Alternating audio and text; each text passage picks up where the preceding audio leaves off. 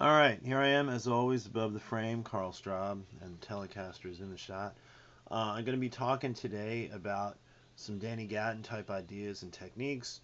I want to emphasize up front, this is not a note for note transcription of stuff he played. It's more just kind of my interpretation of the kinds of things he did a lot. And I'm going to talk a little bit about what I think the aspects of his style were that contributed to the idea we're playing here. Okay. Gatton was unusual in that he combined influences that seemed very different. He liked to harmonize lines and make them into double stop lines. He would take a melody and harmonize it. I'm sure he got this from various places, but Chet was a guy who did a lot of that, and I'm sure Danny got some of the inspiration from him. But he would combine that sort of sophisticated Chet kind of approach to country and to melody. uh, he would combine that, which Chet basically was taking ideas from classical and from jazz and western swing and stuff, uh, sort of uptown things like that, and so Gatton was borrowing that, but he also was interested in sort of the bluesier kind of Bakersfield and chicken picking kind of stuff, which is more about feel and staccato and having a really intense attack on the string. And he liked to combine both of those approaches, which seem kind of different, but they fit together really well in his playing. And I think he was one of the first people to really put those two worlds together as well as he did. Anyway, okay, here's the idea.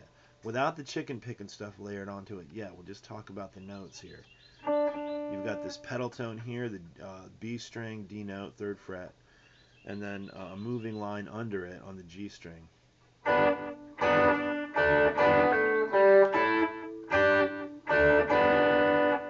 Okay, it's here. And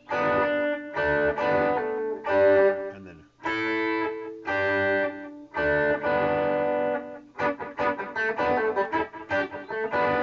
Okay. Once you get the double stop thing together.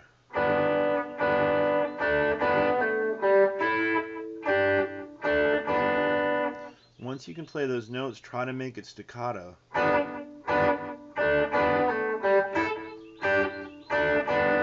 Which I'm doing by just relaxing these fingers so they're still touching the string.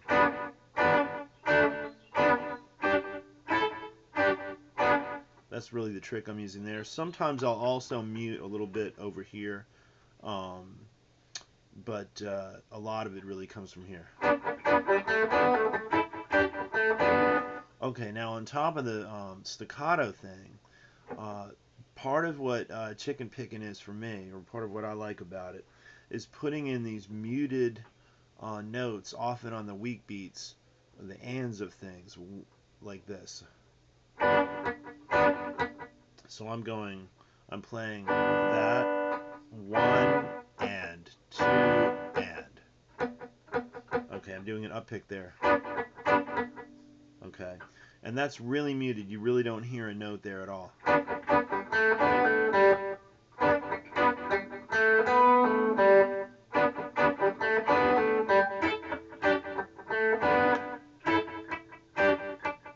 Okay, in that case, I'm playing that muted up pick thing on the B string. Did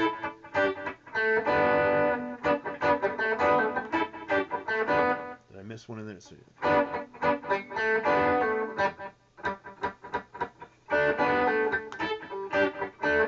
Now, you can, if you're playing it in this position, you don't have to mute so much on that open G note, because the open G string sounds good there, but somewhere else,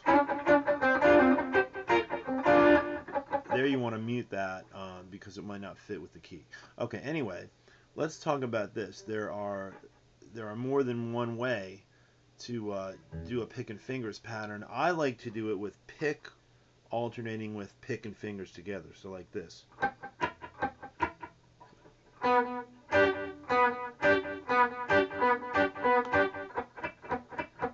So the pick's kind of like that.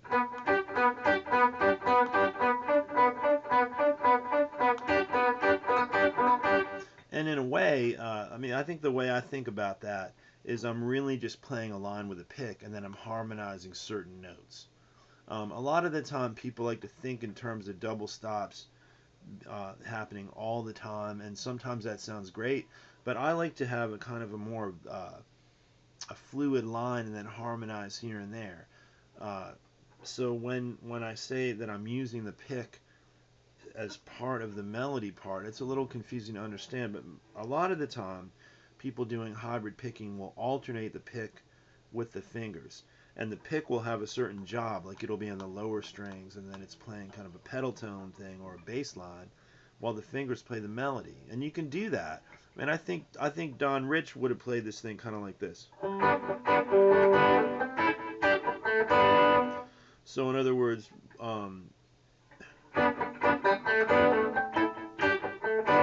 the higher stuff is just the fingers and not the pick. Let's see if we can see that here. Okay.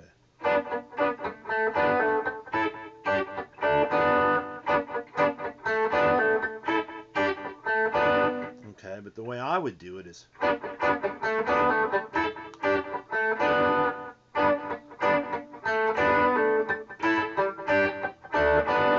Now, they don't sound enormously different.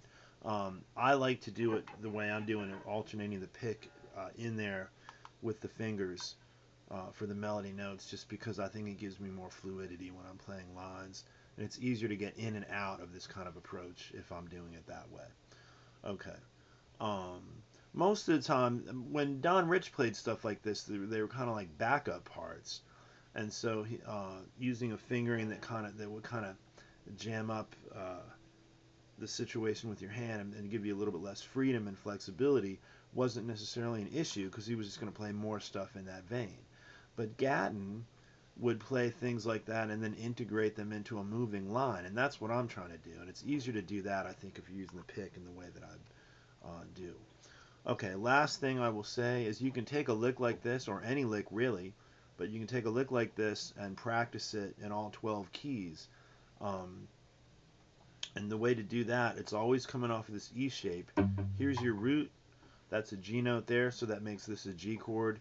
But if you move it up 2 frets, now it's an A chord because that's an A note. Here's a C, so that's a C. All right. Bear with me, people that already know this.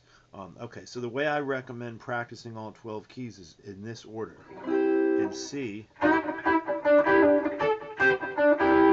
then F. Now F is tricky because it's open. You can do this thing there. It's just a little weird. Let's see. Or up here. B flat. E flat. A flat. D flat.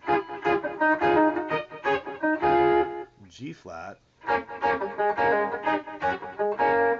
B. E.